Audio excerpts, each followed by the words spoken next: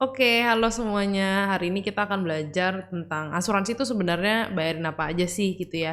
Jadi sambil untuk ngejelasin asuransi sebenarnya bayarin apa aja, aku akan jelasin lewat yang namanya itu segitiga asuransi.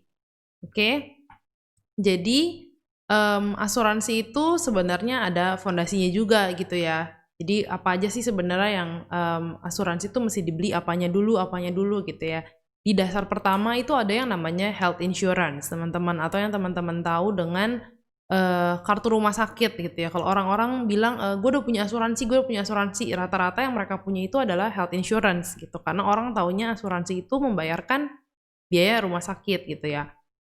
Kartu asuransi ini pada dasarnya dia itu seperti membership gym. Jadi kita bayar tiap bulan atau kita mungkin langsung bayar tahunan gitu ya. Kita boleh pakai semua fasilitas yang ada di tempat gym itu. Kalau di tempat gym itu mungkin ada handuk, ada PT-nya gitu ya, ada alat-alatnya. Di sini juga sama, kita bisa pakai semua fasilitas yang ada di rumah sakit kalau memang kita butuh ke rumah sakit gitu ya. Jadi kita nggak dapat apa-apa, tapi kita membayar dan kita boleh dapat fasilitas di rumah sakit.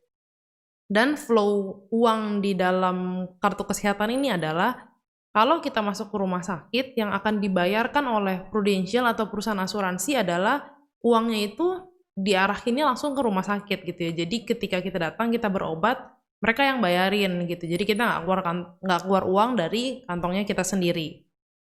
Ini adalah hal paling dasar yang diperlukan oleh setiap orang. Karena setiap orang itu pasti bisa aja terkena penyakit gitu ya, entah penyakit yang ringan seperti DBD atau mungkin diare gitu ya, mengakibatkan kita perlu masuk rumah sakit atau enggak penyakit mungkin yang lebih serius gitu ya. Tapi ini adalah basicnya ya teman-teman. Nah yang kedua ada yang namanya critical illness atau enggak accident. Untuk critical illness atau accident itu tuh flow uangnya dibayarkannya bukan ke rumah sakit, tapi dibayarkannya ke rekening nasabah gitu ya, dalam bentuk uang pertanggungan yang lump sum.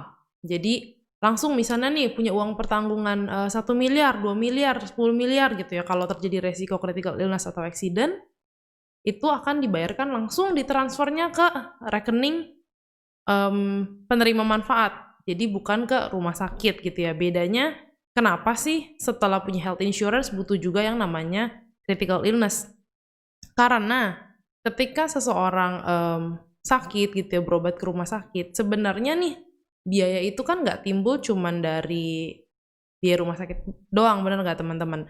Pasti ada yang namanya mungkin nih kita apalagi udah berkeluarga ya, perlu membiayai biaya rumah tangga, makan, listrik, cicilan, udah gitu untuk yang punya anak harus punya biaya pendidikan anak harus tetap berjalan gitu ya.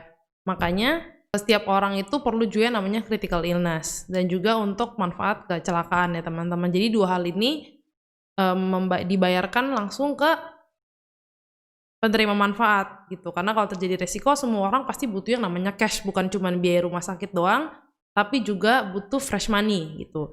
Dan yang terakhir adalah untuk asuransi jiwa itu sendiri. Jadi kalau nasabah mengalami resiko meninggal, itu akan diberikan sama lump sum juga dibayarkannya langsung ke rekeningnya, tapi atas resiko yang meninggal ya teman-teman. Kenapa sih orang juga perlu asuransi jiwa gitu?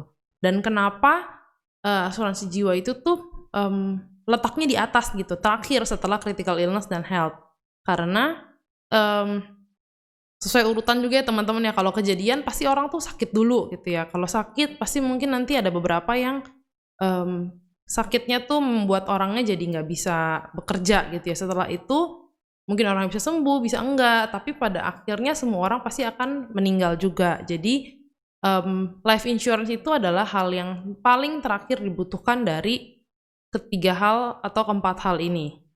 Oke teman-teman, jadi itu aja. Semoga lewat video ini teman-teman lebih ngerti lagi apa sih sebenarnya segitiga asuransi itu sebenarnya ngebayarin apa aja gitu ya. Semoga lewat video ini boleh jadi permulaan yang baik di journey teman-teman ke depannya. Thank you.